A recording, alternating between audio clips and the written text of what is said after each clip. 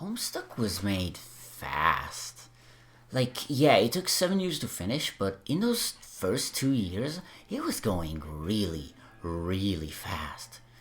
During just the first year of the comic's runtime, 1,667 pages were published, containing 2,024 images, and that's not counting the 62 flash animations, meaning about 6 images per day, every day, for a whole year with a flash animation for every 6 days. So that's like a fucking lot. Oh, right, also 85,000 words total, delivered either via page narration or chat conversation in between characters. That's so much content for any one person to make, no matter what. Of course, he had like some help in support, but for my point here, Andrew Hussey has kept an insanely consistent personal workflow, publicly releasing for way longer than it's probably healthy. So how the fuck do you do that? How do you make 6 panels for your webcomic every day for a whole year? Well, you make it look like this. Or this, I guess. Maybe this? Yeah, that somewhat explains it.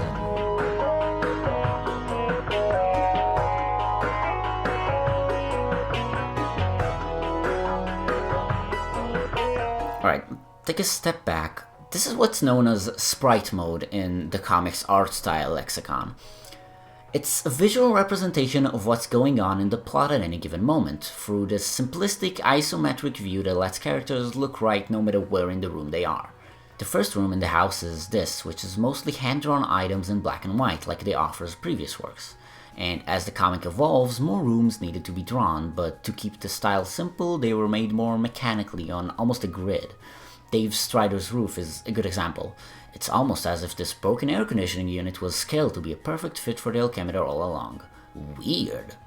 So that's what's called sprite mode, essentially a visual style the comic has at its disposal to quickly generate the next panel. It's simple to understand and not too heavy on details, and helps the main idea of the comic as a pseudo-parody of a fictional video game. And then there's what's been dubbed hero mode.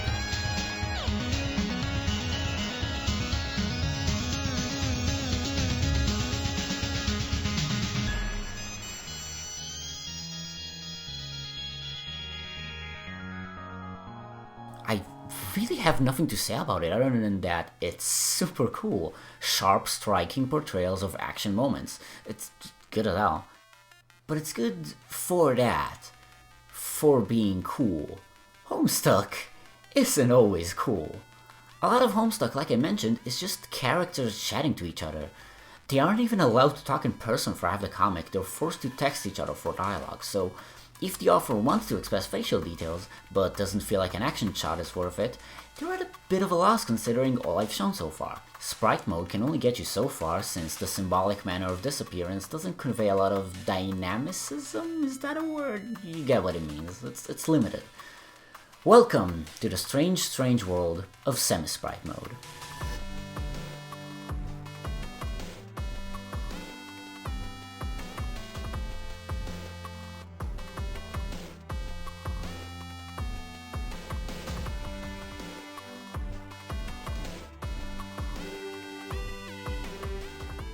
I named it myself.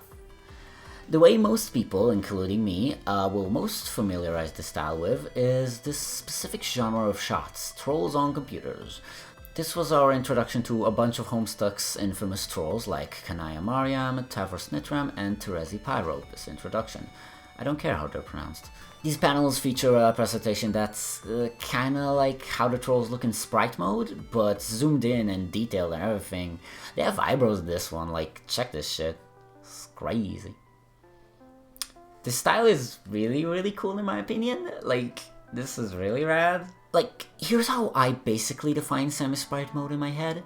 It's an upscaled, smoothed version of sprite mode that most notably keeps the matte black outlines on the head and body, and it is super interesting to see examples of. See, if we do use this definition, then semi-sprite mode didn't originate here at all.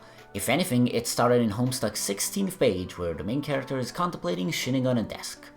Gorgeous. There's some shaded versions of this style, like Rose Lalonde in the rainy moods of her house, actually being the place this person on computer semi-sprite pattern began from. But when these early by definition only semi-sprites are compared to, the more refined, probably template-based semi-sprites of the trolls in Act 5, these are pretty messy in this definition standard. Like, look at this one with Dave. It's still the original sprite, but unsmoothedly upscaled. But the hand is drawn in the new size, and it just looks jarringly different. And of course, that makes sense. First of all, this is just a silly term I made up, and nobody was holding anyone up to a standard of art direction on these panels. But compared to these much classier semi-sprites in later acts, stuff like this is quite awkward in direct comparison. Potato Rose. I'll never forget about Potato Rose. Now, Acts 3 and 4 is where semi-sprites started really kicking into high gear. First, we see Karkat Vantas' second appearance, and confirmation that this weird dickhead from the end of the intermission is like, definitely this guy. Karkat's visual design in this panel is the template on which every single troll, asterisk, will eventually get a panel in, mainly from the meteor, the troll's hideout in outer space. This face template was our first sight of Vriska, Kanaya, and I think Salaks, some others too, about that asterisk. There's no proper versions of these for Fefri and Nepeta. Fefri appears in a Jade version of it, and in this cool group shot panel, but not on her own, and Nepeta doesn't get one ever. Do they still appear in semi-sprite mode?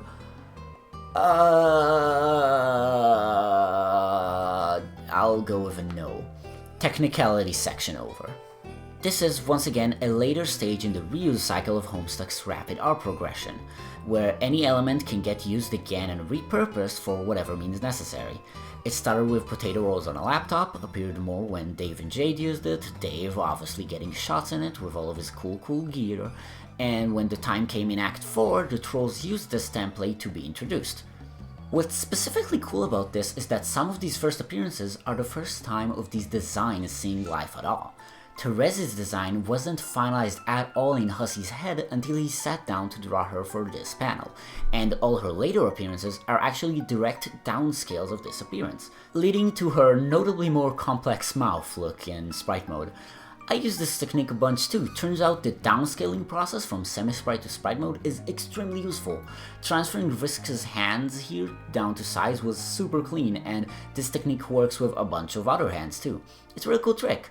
This also had a notable effect particularly on Tavros, whose sprite was also downscaled from his semi-sprite introduction, leading to him being the only troll with excessive fade-in between horns and sprite mode, despite not being the only troll to depict this gradual fade, as shown in this Aradia panel and very slightly in this Eridon panel, and I seem to remember there being some Vriska page with the fade, and if I found it, it's on screen.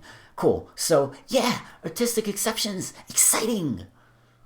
Now, I mostly showed the computer squat semi-sprite so far, because they're the most consistent reference for themselves in the comic. They're roughly 250% sized sprites cleaned and smoothed up. But by my definition of black outlined body parts and sprite-like coloring, there's actually a bunch more. Act 5 shows Karkat and Therese a few times in these panels, which are very dubiously semi-sprite, and these shots of Salaks, Kanaya, and Eridan all have semi-sprite level face expressions, but technically break the rule because they don't have outlines. There's also these two really unique shots of Therese and Kanaya in this dual chat view that I'm shocked wasn't more prominent for more of Homestuck because, this is most of what the comic is anyway. Sometimes the idea comes back, but never really, even though these seemed like a rising template for this comic to use a lot of times. Never did. Super unique panels as a result. When I was originally sorting the semi-sprites, I was mostly focusing on trolls because I just think their designs are way more interesting to study and look at than the humans of Homestuck. But when you actually go over this, there's some exceedingly good humans, Jesus. These are some really good Daves. Look at this shit. Also the iconic Wrinkle Fucker template. Never forget the Wrinkle Fucker. Act 3 in general has some interesting semi-sprites, most notably Jade's panels. Her hair is super formulaic, so it was probably easy to draw her a bunch of times. But still, she got an absurdly good amount of semi-sprites, most uniquely this. I have a lot to say about page 798. So, Jade was from the start a pattern breaker for Homestuck. Her introduction was silly, she didn't start in her room, she had the wackiest inventory system, she had a crazy dog god as her guardian, etc, etc. Even visually, when Homestuck was toying the hardest with art styles around Alternia Bound's release, Jade was rapidly sliding between them with no specific one in any one depiction. Oh, these panels are right after each other, just so it's clear. So, with Jade in general being very unique in presentation, we eventually got one of the finest, coolest examples of semi-sprite mode in the comic, page 798. See, this Jade is notably bigger than her sprite mode appearance, and none of her parts are the exact same ones used in any of her frames of animation, which we've already seen many of thanks to the Flute Flash TM. But she's not quite as big as anything so far. No other panel was really depicted in this quality and character accuracy up to this point in this size. So maybe it's just a slight zoom thing, but no, there's zero upscaling artifacts customary to sprite upscaling and rotation like in these panels. This was drawn free-handedly from the top by Hussey for this exact shot. The face is completely in proportion to Jade's design in the new scale and it looks just right. This might not really sound impressive, but consider the time frame. This was the 8th panel released on its day, and by its playful nature, it's safe to assume it was a reaction to a user command, and also alongside this other iconic and detailed panel, which went on to be a template for a good few other panels way later down. This panel was made fast and uniquely. It's cool, it's never seen again. This kind of creative endeavor was barely done again for the rest of the comic. This shit is cool. It's a glimmer of unexpected, barely necessary high effort for a dumb joke. This is probably nothing to many of you, but I love this panel. Okay, maybe I should go with something more people would actually care about. Hey, how's this? Act 6 semi-sprites are dog shit. Woo. Yeah. I mean, I already don't really like Act 6, but that's a topic I don't care enough about to expand on, so let's talk about the art. It kinda does not look good in these panels. Act 6 in general has either extremely rad action shots done in the new, now synonymous with Homestuck hero mode style, or useless and uninteresting shots that say, hey, look, characters are talking for way too long, better start reading because nothing is happening up here. Not even a little bit. There are so many panels that are just here to separate scrolls of massive text dumps that I'm not here to comment on their necessity, but my tone does exist, and I am tired, so make what you will. I don't like it. But due to the comic's 4,000 pages worth of reusable material for these panels, sometimes they use our lovable semi-sprites. Just paint the new characters over them and call it a day. Sometimes it kinda works, sometimes it's simply serviceable, sometimes it's actually a mile better than the original, and sometimes it's page 5689. This one really sucks. Look at this sucks, God, this really sucks. Jane kinda has this slim semi-sprite mode for her own that's pretty odd looking for the entire comic, which when put in contrast to actual hero mode, and you can tell they were drawn like the same methods, but outlined was remained black for her, and I don't really think it looks that good at all.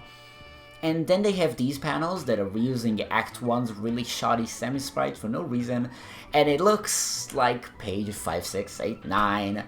This does not work. And you may think this is like the joke, but this is where that option kind of falls apart. There's this part where Dirk Strider is jokingly making really shitty art of him and his friends for someone as a joke. So this is the panel where Dirk is about to draw them. And this is the next page showing his drawings. This is meant to be comically contrasted. These are meant to be so clearly worse than the previous panel. This doesn't work that well at all.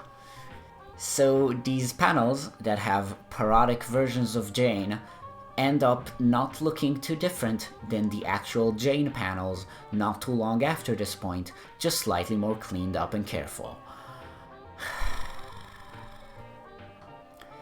Of course, I am aware that this is only an issue for my specific purposes. I made up this definition of semi-sprites and I'm now complaining about things that don't follow it correctly. But, you know, I'm not dumb. I see 7650, I see 4356, I see Carcat sitting in the semi-sprite laptop pose in complete hero mode with triple color horns and a black mouth with gash and blurred background characters, and I know that this doesn't fucking matter at all. They all look good. All this shit looks clean as hell and fits the panels. It's fine, as long as the panel serves its purpose. So that was me talking for an unedited 20 minutes about a non-existent art style in Homestuck. I live for this shit. For the past 6 months after I finished Homestuck, I've been combing the comic over and over to learn more about it, enjoying all the little things and asset reuses, all the animation tricks, all the timeline stuff, all the hot tips and tricks, the ins and outs and everything I care about. So now I'm ready. I'm making my own Homestuck. Well, not really. I'm starting a fan adventure on the website MS Paint Fan Adventures. It's a derivative story deeply rooted in Homestuck's foundationals and setting. Starting October 24th, I'm going to begin releasing my story. The initial concept I had was a tool-assisted speedrun of the fictional game inside Homestuck, Sburb, and as I developed the complete order of all the events in progress, the project became an actual story about characters and growth. I originally wanted to make this about mechanics only. There's now character arcs. I'm like so proud of myself for this shit. Will it be incredible? I don't know. I've never done anything like this. This is exciting. I don't know if I'll be able to finish this, but I've spent the last 6 months teaching myself how to make my own digital art and Homestuck panels specifically from absolutely nothing. I've hoarded resources so I can make art fast. I refine timeline points. I have locations, I have events, I have motivations, I have pacing. I have a plan here. I hope you'll follow this. I hope this is gonna be any good. This video was almost like a proof of concept of how much I just care and want to talk about how much I understand Homestuck. I can talk this much about so many aspects of it. Homestuck is by no means a perfect story or experience, God no, but it's one of the more fascinating ones available, and I hope I can make something interesting out of looking at it so much. Here's to hoping. October 24th. I'm Boogs. Goodbye.